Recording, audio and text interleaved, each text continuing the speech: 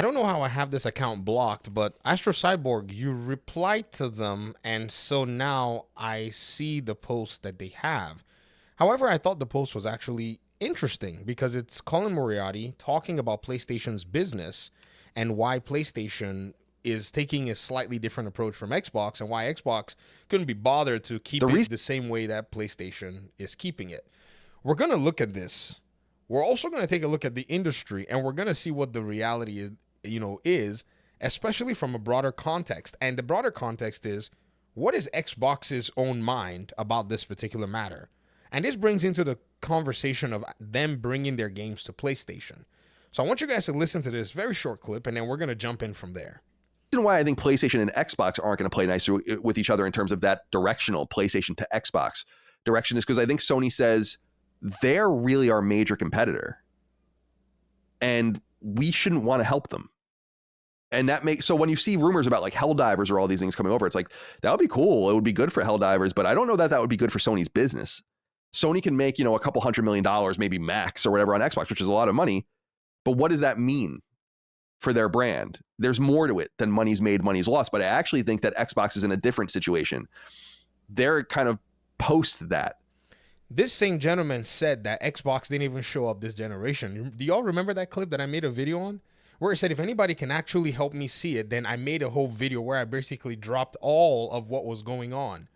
Now the narrative or his position seems to be a little softer in that because now Xbox is now the talk of the town. Because the Xbox brand, as much as he will try to say that PlayStation's brand is such an important deal to them compared to Xbox, that's not the case. It's just that both brands have gone separate directions in how the companies want to manage them. But Xbox is still a big, huge part of Microsoft from a branding perspective, from a strategic perspective. It just is not following PlayStation's old school traditional route. So this is where we have to make the distinction when we're actually talking about both of them as to whose, strategy is going to basically pay off. I mean, everybody can already tell you that Xbox's is actually sound. It's taking the industry by storm, especially in making its weakness no longer seem like it's a problem, which is basically the lack of console sales compared to PlayStation. And when I say compared to PlayStation, they're at a 50% gap at the end of the day.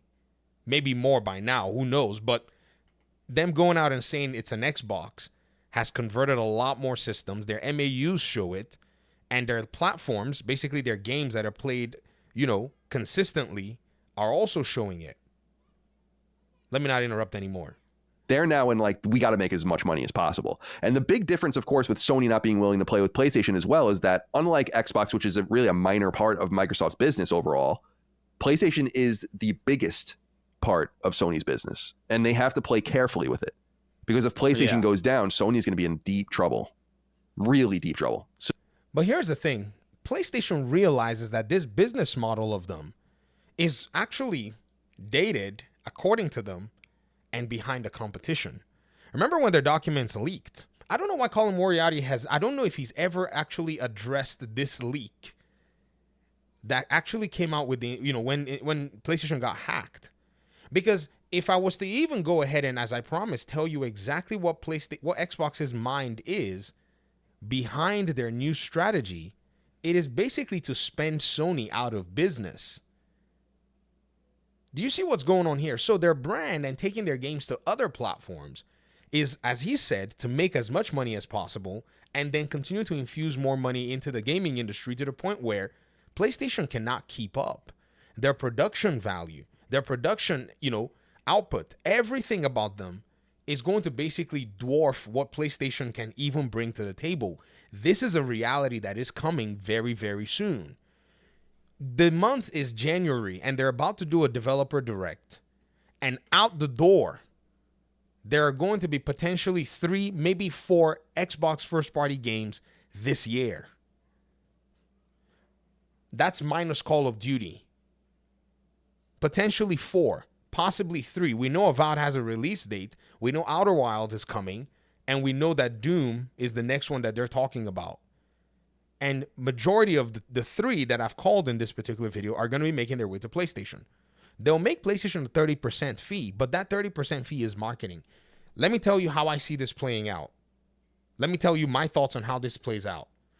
All these Xbox games make their way to PlayStation. PlayStation players are buying them or not buying them or possibly cannot afford as many of them. And then they realize, like the prodigal son, that in my father's house, even the servants can spare a meal while I sit here and I'm contemplating eating what the pigs are eating. And then many of them, if they have the opportunity, they will go to where it's all abundant for them to basically play these games with a very small limitation. And believe you me, it is not across the barrier of an Xbox console. It is wherever they are, to stream the game via cloud, to get a Series S if that's the option they want to pursue, to get a PC, to use their tablets, whatever it is, these games are going to basically be available for them to enjoy. That is the play.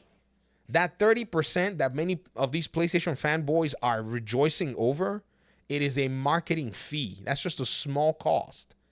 Every YouTuber that puts their content on YouTube, Colin Moriarty included, they give YouTube a 45% platform fee for their content to be monetized.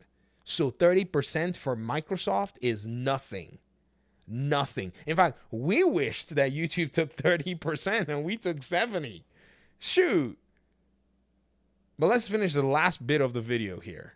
So I just think everything's different, and I think a lot of it has just been mixed up.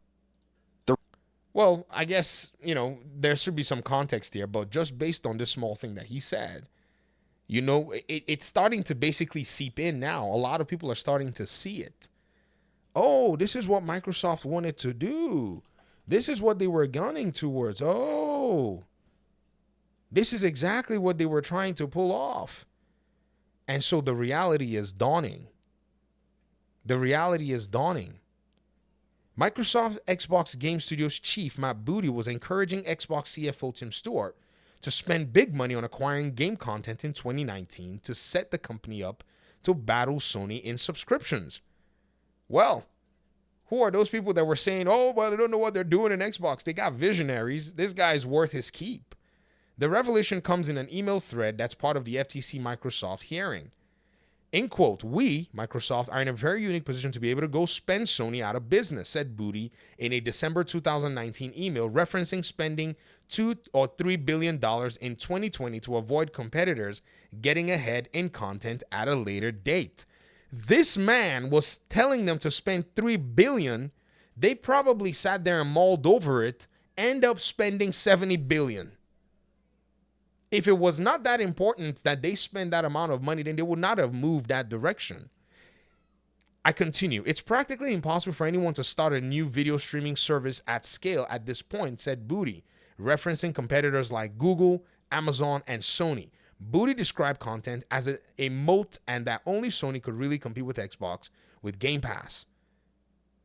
In games, Google is 3 to 4 years away from being able to have a studio up and running. Amazon has shown no ability to execute on game content. Content is the one moat that we have in terms of a catalog that runs on current devices and capability to create new. Sony is really the only player who could compete with Game Pass, and we have a 2-year and 10 million subs lead. This is why PlayStation said that their pillars are dated and behind the competition.